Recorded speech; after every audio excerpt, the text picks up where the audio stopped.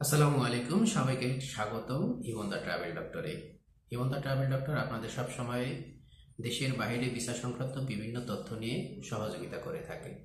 আমি আজকেও তেমনি একটি ভিসা নিয়ে আপনাদের সামনে উপস্থিত হয়েছি, যেই দেশের ভিসা ম্যাক্সিমাম মানুষের জন্য আকর্ষণীয় এবং তারা সেই দেশটা ট্রাভেল করতে চায়।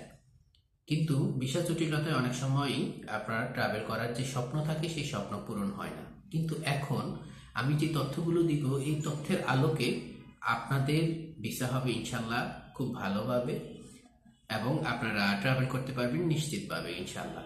সুতরাং সম্পূর্ণ ভিডিওটি দেখুন এবং চ্যানেলটি সাবস্ক্রাইব করে রাখবেন, পরবর্তী ভিডিওগুলো দেখতে পাবেন এবং আগের ভিডিওগুলো অবশ্যই দেখলে আপনার অনেক রকমের প্রশ্নের উত্তর পেয়ে যাবেন। সুতরাং আজকে থাম্বনেইল দেখে আপনারা যে বুঝতে পারতেছেন আমি ইউকে নিয়ে কথা বলবো। ইউকের ভিসা এখন রেশিওটা কেমন? ইউকের ভিসা রেশিও যদি আপনি নর্মালি অ্যাপ্লাই করেন তাহলে আগের তুলনায় সত্যিকার অর্থে কম আছে, তবে 5 আগস্টের পরে যেই পরিমাণ একেবারেই 0% চলে এসেছিল সেটা এখন মোটামুটি বেড়েছে এবং ভালো পর্যায়ে আছে।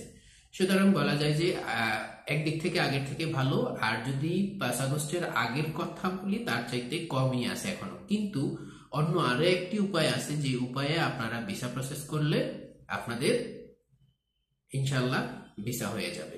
এখন আসি কি কি ডকুমেন্টস লাগবে এই প্রসেসের জন্য। অ্যাজ ইউজুয়াল আগের মতোই ডকুমেন্টস লাগবে। আপনার ছবি লাগে না ইউকে এর জন্য, এটা বায়োমেট্রিক করার সময় তারা ছবিটা তুলে নেয়, সুতরাং আপনার ছবি লাগছে না। পাসপোর্ট, ভিজিটিং কার্ড, আপনি যদি ব্যবসায়ী হন তাহলে ব্যবসায়িক ডকুমেন্টস, আপনি যদি জব হোল্ডার হন জবের ডকুমেন্টস, এবং আপনি যদি স্টুডেন্ট হন তাহলে স্টুডেন্টের যে প্রুফ সেই প্রুফগুলো আপনাকে দিতে হবে প্রফেশনাল ডকুমেন্টসে। এরপরে আপনাকে দিতে হবে ফাইন্যান্সিয়াল ডকুমেন্টস আর হলো আপনার হলো সোশ্যাল ডকুমেন্টস। আমি একটা একটা করে আপনাকে বলতেছি। পাসপোর্ট অবশ্যই আপনার 1 বছর ভ্যালিড থাকতে হবে, এরকম পাসপোর্ট নেবেন, কারণ এটার ভিসাটার মেয়াদ থাকে 6 মাস। ফার্স্ট টাইম যারা অ্যাপ্লাই করবেন ইউকের ভিসার মেয়াদ থাকে 6 মাস এবং এটা মাল্টিপল ভিসা হয়ে থাকে, যার কারণে পাসপোর্টটা অবশ্যই 1 বছরের বেশি মেয়াদ থাকলে আপনি অ্যাপ্লাই করতে পারেন। এরপরে হলো আপনার প্রফেশনালি আমি জব এবং ব্যবসায়ী যারা তাদেরকে মেনশন করে বলছি, তাদের অবশ্যই ভিজিটিং কার্ড থাকতে হবে এবং যারা ব্যবসায়ী তাদের ট্রেড লাইসেন্স, যেটা ইংলিশ ট্রান্সলেট করে নোটারি করে দিতে হবে, এবং বিজনেস রিলেটেড যত রকমের ডকুমেন্টস আছে, যেমন ধরেন বিজনেস মেম্বারশিপ সার্টিফিকেট অথবা বিজনেস এগ্রিমেন্ট, অন্যান্য বিজনেস পার্টনারশিপের যদি থাকেন তাহলে সেই বিজনেস ডকুমেন্টস গুলো দিবেন, অথবা বিজনেস ইনভেস্টমেন্ট থাকতে পারে আদার সেক্টরে, সেগুলো দিতে পারবেন। এরপরে আপনার কোম্পানি প্যাড দিবেন। যারা জব হোল্ডার তাদের কয়েকটা ডকুমেন্টস লাগে, তার মধ্যে হলো NOC, job ID, salary certificate, that's it. এই 3টা ডকুমেন্টস লাগবে। আর ভিজিটিং কার্ড যারা ব্যবসা করেন চাকরি করেন দুজনের জন্যই লাগবে। ব্যবসা করলে তার জন্য কোম্পানি প্যাড লাগবে, যে কোম্পানি প্যাডে আপনার কভার লেটারটা লিখে দিবেন। জব হোল্ডারদের জন্য শুধুমাত্র সাদা পেজে কভার লেটার লিখে দিলেই হবে। এরপরে হলো আপনার ফাইন্যান্সিয়াল ডকুমেন্টসের ভিতরে বিভিন্ন রকমের ফাইন্যান্সিয়াল ডকুমেন্টস থাকতে পারে, তার মধ্যে অন্যতম হলো ব্যাংক স্টেটমেন্ট। আপনি যদি ব্যবসায়ী হন তাহলে আপনি 2টি স্টেটমেন্ট অবশ্যই দিবেন, একটি হলো আপনার পার্সোনাল স্টেটমেন্ট আর একটি হলো আপনার কোম্পানি স্টেটমেন্ট, অর্থাৎ আপনি যে কোম্পানির ব্যবসা দেখিয়েছেন সেই ব্যবসায়িক স্টেটমেন্টটা দিবেন। যে ব্যবসায়িক স্টেটমেন্টটা এখানে খুবই গুরুত্বপূর্ণ। ইউকে এম্বাসি আপনার বিজনেস ডকুমেন্টস স্টেটমেন্টগুলো খুব ভালো করে চেক করে। কেন চেক করে? আপনার যে ফাইন্যান্সিয়াল বিষয়টা, আপনি কত টাকা ইনকাম করেন, কত টাকা খরচ করেন এবং কত টাকা ইউকেতে গিয়ে খরচ করবেন, এটার একটা আগেই ডিক্লারেশন দিতে হয় যে আমি মাসে 3 লাখ টাকা ইনকাম করি, আমি মাসে 1.5 লাখ টাকা খরচ করি, আমার মাসে 1.5 লাখ টাকার মতো সেভিংস থাকে এবং ইউকেতে গিয়ে আমি 5-6 লক্ষ টাকা খরচ করব। তো এই যে একটা ডিক্লারেশন দিতে হয়, সেই ডিক্লারেশন আপনার ব্যাংক স্টেটমেন্টের সাথে তারা মিলিয়ে নেওয়ার চেষ্টা করে। যদি মিল না পায় তাহলে অনেক সময় ভিসা রিফিউজ করে এবং রিফিউজের সময় এই কারণগুলো উল্লেখ করে দেয়।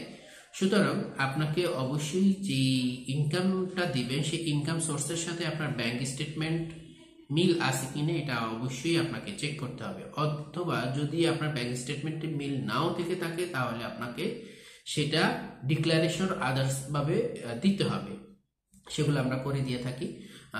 আপনার বেটার গাইডলাইন্সের জন্য আমার সাথে যোগাযোগ করতে পারেন, আমি জানিয়ে দিব।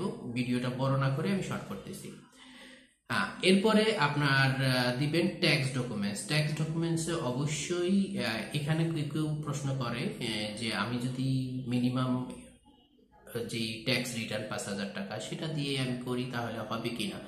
এখন বিষয় হলো আপনি ইনকাম দেখাচ্ছেন বছরে 12 লাখ টাকা, বাট ট্যাক্স দিতেছেন 5 লাখ টাকা।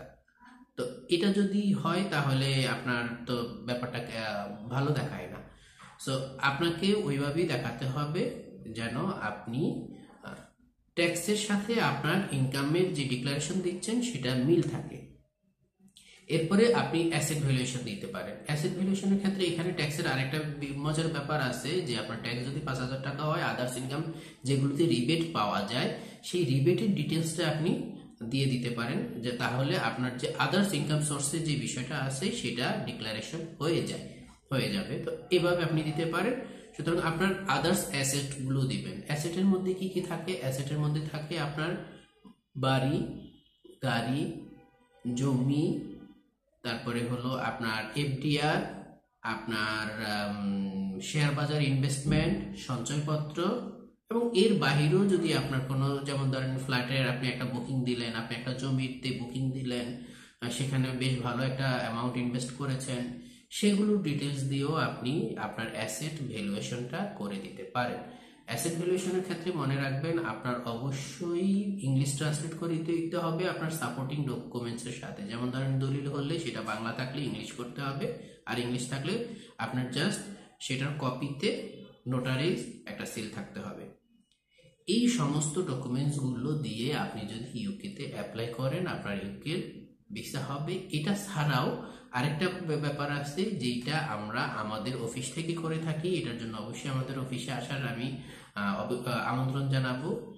এটাতে মোটামুটি এখন পর্যন্ত আমরা 5 আগস্টের পরে 100% ভিসা পেয়েছি, 100% ভিসা পাচ্ছি।